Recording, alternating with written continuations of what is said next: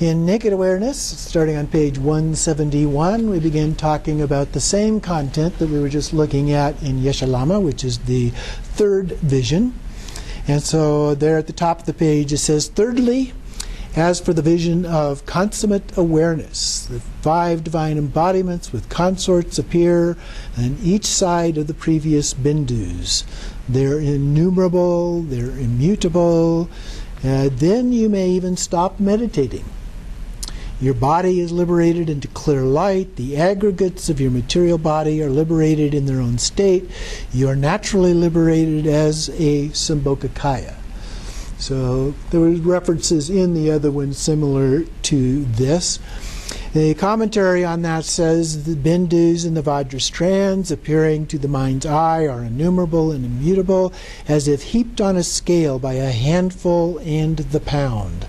So they just heaped up on top of each other. You begin to see more and more, is what my experience is of that. And then in cultivation of the spirit of awakening, when it arises naturally all the time, when you're sleeping or playing without effort, meditation develops effortlessly and naturally. So it begins to take on, you just look at the sky, it just naturally begins to come up without having to wait for it to show up. And it can even show up in other cases. You happen to notice a wall or look out of a window or something like that. Usually where it's light enough that you can actually see something, these appearances sometimes also come up. And so the material body is actually liberated from there may be some impurities that are transformed into clear light. You are now free of conceptual gazing. There are no concepts. This state is nakedly realized without any meditation, completely free of any type of conceptual constructs. So again, we don't think about these things. We don't put labels on them and all that kind of thing. And then he cites from Avalokiteshvara's white instructions on the meaning of daytime contemplation states.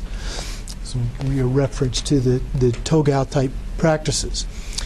To bring about the consummation of the Sambhogakaya posture, practice in reliance upon the Karma Mudra, a mudra of light, or a primordial wisdom mudra. So those would be the 3 mudras: Karma Mudra, the Jnana Mudra, and the Maha Mudra. Okay. And then karmic vital energies are transformed into vital energies of primordial wisdom. They're brought into the central channel. The channels of delusion are filled with bindus of bodhicitta. You gain mastery over the qualities and blessings of mantras. You have divine vision, extrasensory perception. These are some of those extra samadhis that are sometimes talked about. Supreme and not samadhis, cities, supreme and common cities. The 5 embodiments appear each in each of the bindus. So this would be the 5 Buddha families appearing in the bindus. He comments on this. A Karma Mudra is a physical consort. A Mudra of light is a consort visualized when generating oneself as the chosen deity. And the Primordial Wisdom Mudra is the nature of one's own awareness. So that's the Karma Mudra, the Jnana Mudra, and the Maha Mudra. At this point, the vital energies are still impure, but are transformed into the vital energies of primordial wisdom by bringing them into the central channel. And so, if you recall, what we're talking about here is first projecting them out through, using the top part of the central channel, from the heart out through the kata channel, and which goes up the central channel part of the way, and then branches out and through the eyes out into space. But what we're seeing comes back in the other way into the central channel, right? And so there's a double aspect to that. It's a little bit like when we do the deity yoga practices, we visualize light radiating out and then coming back in, radiating out, coming back in. There's a similarity here with respect to that. The impure bodhicitta is naturally released. Not only pure bindus of bodhicitta fill these channels. So everything is becoming pure light as a part of this, both what we're seeing and what we are. The primary tantra of the penetration of sound states, first two lines, the vision of consummate awareness is the vision of the signs and symbols of the Sambhogakaya. From the indeterminate colors of the rainbow appear the Buddhas and their consorts of the five families.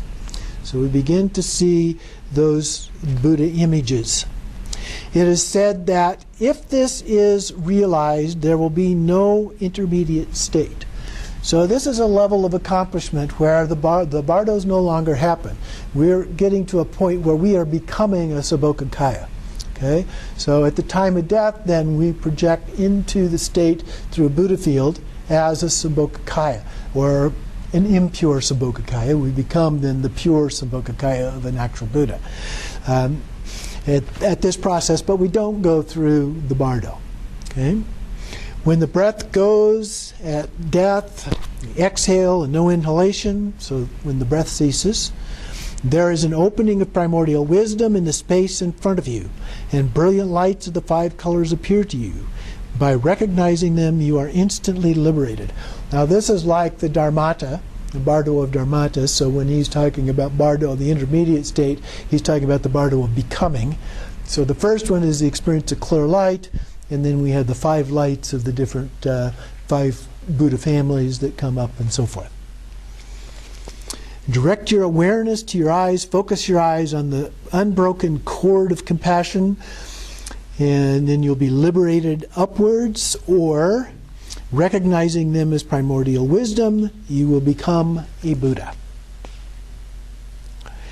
And then down below, about the middle of the page here, he comments on this. He says, it is very likely when the three embodiments, Dharmakaya, Sambhogakaya, and Nirmanakaya, first appear, some subtle grasping will still remain. And so the subtle grasping is vanished, then you no longer label these, and because you are of one nature with them. Prior to this, awareness appeared in various visions of the bindus of Vajra strands, but now awareness radiantly, vividly, nakedly comes to its own ground and recognizes its own nature. Okay? So that's what I was referring to when you're projecting outwards with the eyes into the sky, but then it has that other what we're seeing comes back into the channels and so forth, and so we begin to recognize our own nature, the true nature of what we're seeing, what we are, all of those things, all phenomena. And so then we reach the culmination of this path. Going on then with the circle of the sun, again just a different perspective on the same third vision here. The vision of awareness reaching fullness. So he talks about the displays of space becoming all-encompassing, so more and more of those filling the sky. Circle appears in clusters of 5s and 9s, the size of a shield or a temple drum. So we've talked before about them getting larger as a part of that, with no fixed pattern, alone or in formation. So there may or may not be a pattern. Tends not to be a pattern in the beginning, and as it moves along, it tends to be more likely in a pattern. Then within each circle, a four-petaled lotus begins to appear. It can be, you can see the upper half of peaceful bodies, then unadorned bodily forms, so the whole body. Then groups of 5 in union with consorts. They appear everywhere. So it's similar to this pattern that we've seen in the other two texts coming as a part of this vision. There are even hundreds, thousands, countless displays of Buddha fields in each of your body pores. So again, just out of your body, these radiate. The external material appearances of earth and stones, mountains and cliffs will cease, even if they don't. So he's recognizing here, okay, they may not materially disappear in your vision. Buddha fields will appear on each blade of grass, on each tree, each mote of dust. So everything begins to appear as Buddha fields. As a teaching, the Dalai Lama wrote a book on this about appearing on each atom in a mote of dust. So The idea is that it literally is everywhere. Everything is a Buddha field. The circles remain without flickering. Manifestations during the stage are beyond the reach of description. So now we get to a point where it's just not adequate to describe these things. On the next page, all the displays that will appear in the bardo have already been established. Ropes of light appear from your heart, connect to clusters of deities, countless layers of wheels of light, the mandalas of wrathful deities above, Sambhogakaya, mandalas of peaceful deities in space before you, natural Nirmanakaya realms below you. So all of space is beginning to get filled with these things.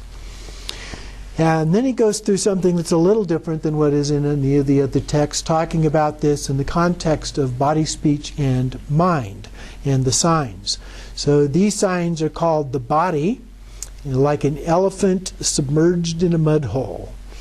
And then it becomes purified in itself. You can penetrate through solid rock and houses, just as the elephant can emerge from the mud in an instant. I don't know, I've seen some elephants that had a little trouble getting out of the mud, so I'm not sure that always works that way. The speech is like the voice of a kumbhana child, and I'm not sure what that actually is, but it says it captivates the mind. Whatever the practitioner utters becomes a dharma. You will be able to give countless dharma teachings simultaneously, inclinations of each according to the inclinations of each sentient being. So we begin to take on the speech of the Buddha, and we can actually say these things. Other texts talk about that anything you say would be understood regardless of the language of the individual and so forth, when you are in fact a Buddha. The mind part then is like a person recovered from the plague who has no fear of catching the plague again. So there's no fear. We cut through the ties to samsara and free from the fear of samsara's miseries. You can soar through the skies, traverse through the earth, free from harm. You master emanating and transforming magical apparitions. And based on the word empowerment, the three kayas, the fruition, the liberating materiality into light, all of these things begin to manifest as a part of this and related to the word empowerment, which is the fourth empowerment. Then, see at the very bottom of the page, final point of general or greater non-meditation. The obscurations are exhausted. We're liberated from the most subtle defilement, and there is no higher place to which we can journey. Okay, so we've reached the maximum place in this understanding